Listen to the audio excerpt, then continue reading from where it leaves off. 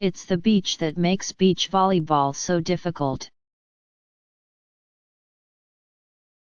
Mason, Ohio, AP. Don't let the sun and the sand and the beach party atmosphere fool you. An Olympian is an athlete first, even when she's wearing a bikini. While covering beach volleyball at 2 summer games, I heard plenty about the sex appeal of the sport, with the skimpy suits worn by the women attracting most of the attention.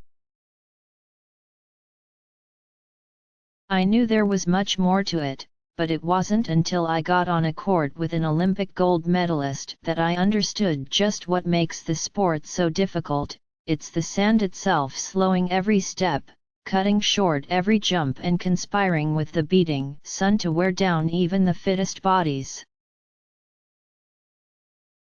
Or even one belonging to a 40-something sports writer. During a professional tour event outside Cincinnati this spring, I had a chance to hit the ball around with 2-time Olympian and 2008 gold medalist Todd Rogers.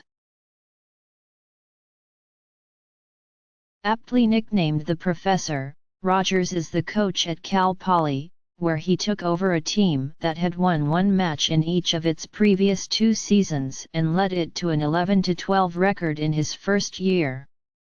This would prove to be an even bigger challenge. I gave Rogers and his teammate, Robbie Page, a ride over to the practice facility that was the warm-up area for players in the AVP Cincinnati Open, the last American stop for the FIVB Tour before the close of Olympic qualification. Page, at 7 feet tall, could barely avoid kissing his knees in my mid-sized rental car. Rogers asked if I had ever played volleyball before, and I told him I had hit the ball around enough to know what I was supposed to do, if not how to do it. But my limited experience in a gym class on a hardwood basketball court did not prepare me to play outdoors, on the sand. Rogers started out by just tossing the ball over the net to me, underhanded, and that proved easy enough. I was able to return a few serves back to him, and pass most others to where my partner would be waiting. Then he stepped back and lofted some easy serves in my direction, and I really figured out what makes the sport so challenging. First there was the movement of the ball, which from a skillful server comes in like a knuckleball in baseball, darting around and confounding any attempt to hit it squarely. The wind also plays a part. Many times I thought I had the ball lined up, only to see it drift off course. The hardest part, though, proved to be just moving around.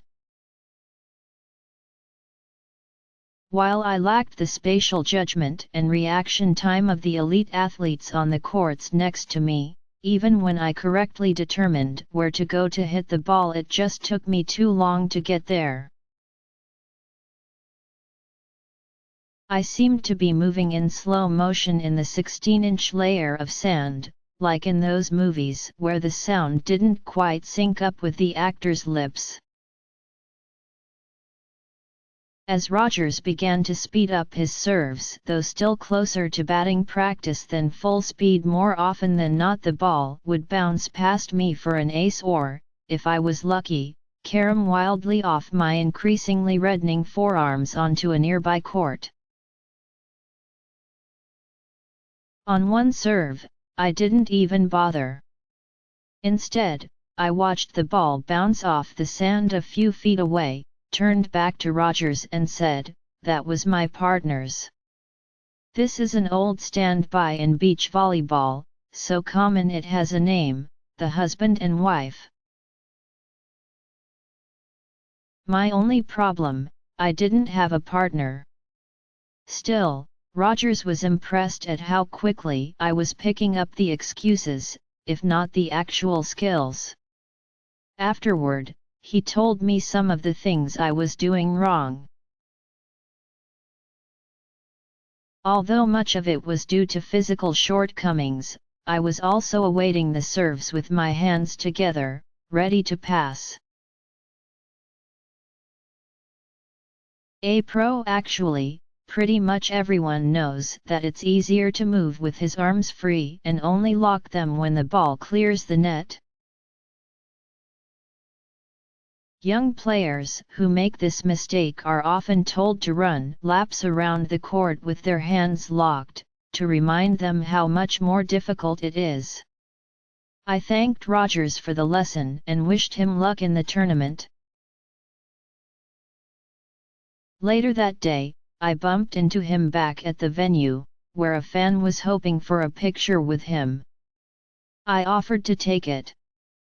"You're really doing it all," he said, running through the tasks he had witnessed that day: driver, rider, photographer, and beach volleyball player, too, I reminded him. "Nah," he said, "better leave that off the list." _______ Jimmy Gollan has covered Olympic beach volleyball for the Associated Press since 2008. You can follow him on Twitter at http://www.twitter.com/.